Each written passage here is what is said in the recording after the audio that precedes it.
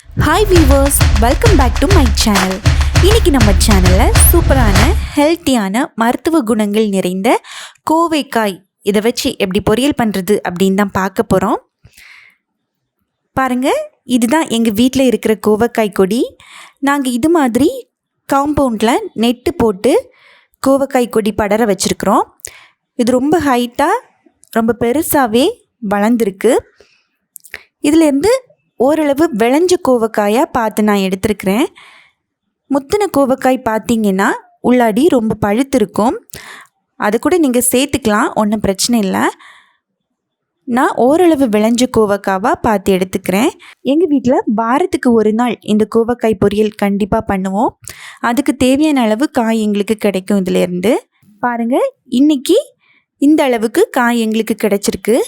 இதை வச்சு தான் நான் இன்றைக்கி கோவக்காய் பொரியல் எப்படி பண்ணுறது அப்படிங்கிறத சொல்ல போகிறேன். ஸோ வீடியோக்குள்ளே போகிறதுக்கு முன்னாடி நம்ம சேனலை சப்ஸ்கிரைப் பண்ணாதவங்க சப்ஸ்கிரைப் பண்ணுங்கள். அப்படியே பக்கத்தில் இருக்கிற பெல் ஐக்கானை கிளிக் பண்ணுங்கள். இதில் ஆளுங்கிற ஆப்ஷனை நீங்கள் சூஸ் பண்ணிங்கன்னா நாங்கள் போடுற வீடியோஸ் எல்லாம் நீங்கள் மிஸ் பண்ணாமல் பார்க்க முடியும். அதோட வீடியோவை எல்லோரும் ஸ்கிப் பண்ணாமல் பாருங்கள். ஏன்னா நான் இதோட இடையிடையாக இதோட ஹெல்த் பெனிஃபிட்ஸ் என்னென்ன அப்படிங்கிறத சொல்வேன். வாங்க இப்போ வீடியோக்குள்ளே போகலாம். இதே மாதிரி எல்லா கோவக்காயையும் குட்டி குட்டியாக கட் பண்ணிக்கலாம். இதில் நிறையவே மருத்துவ குணங்கள் இருக்குது. இது உடம்புல இருக்கிற கழிவுகளை, அதாவது நம்ம ஹோட்டல் சாப்பாடு அல்லது காரமாக சாப்பிட்றது, இப்படி நம்ம உடம்புல இருக்கிற கழிவுகளை அப்புறப்படுத்துறதுல இந்த கோவக்காய் ரொம்பவே உதவுது. பாருங்கள், நான் எல்லா கோவக்காயுமே இது மாதிரி குட்டி குட்டியாக கட் பண்ணி வச்சுருக்கிறேன். அப்புறமா 2 பெரிய வெங்காயம், இதை குட்டி குட்டியாக சாப் பண்ணி வச்சுக்கலாம்.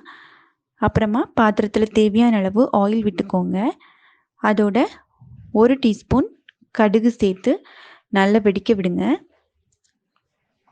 கடுகு நல்லா வெடிச்சதுக்கு அப்புறமா கருவேப்பிலை சேர்த்துக்கோங்க. அப்புறமா நம்ம கட் பண்ணி வச்சுருக்கிறோம் இல்லையா கோவக்காய், பெரிய வெங்காயம் 2ஐயும் சேர்த்து இதோட ஆட் பண்ணிக்கோங்க.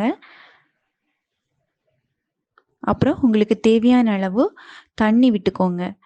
இது வேக வைக்கிறதுக்காக தேவையான அளவு தண்ணி சேர்த்துக்கோங்க. அதோட கொஞ்சமாக உப்பு சேர்த்து நல்லா கிளறி விடுங்க. இனி இதை ஒரு 5 மினிட்ஸ் நல்லா மூடி போட்டு வேக வைக்கலாம்.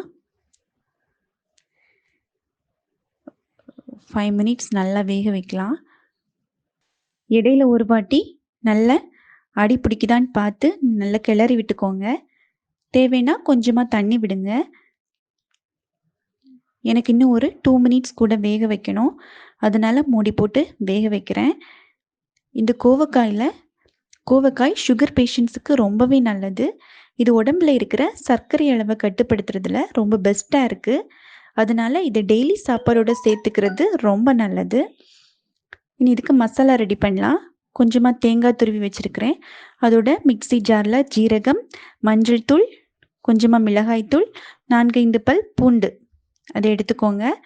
அதோட நம்ம துருவி வச்சுருக்கிற தேங்காயை சேர்த்து தண்ணி விடாமல் கொர அரைச்சி எடுத்துக்கலாம். தேவைப்பட்டுன்னா கொஞ்சமாக தண்ணி விட்டுக்கோங்க. இது மாதிரி நான் தண்ணி விடாமல் கொர அரைச்சி எடுத்துக்கிறேன். இதை இதோட நீங்கள் ஆட் பண்ணிக்கோங்க. ஆட் பண்ணி நல்லா கிளறி விடுங்க.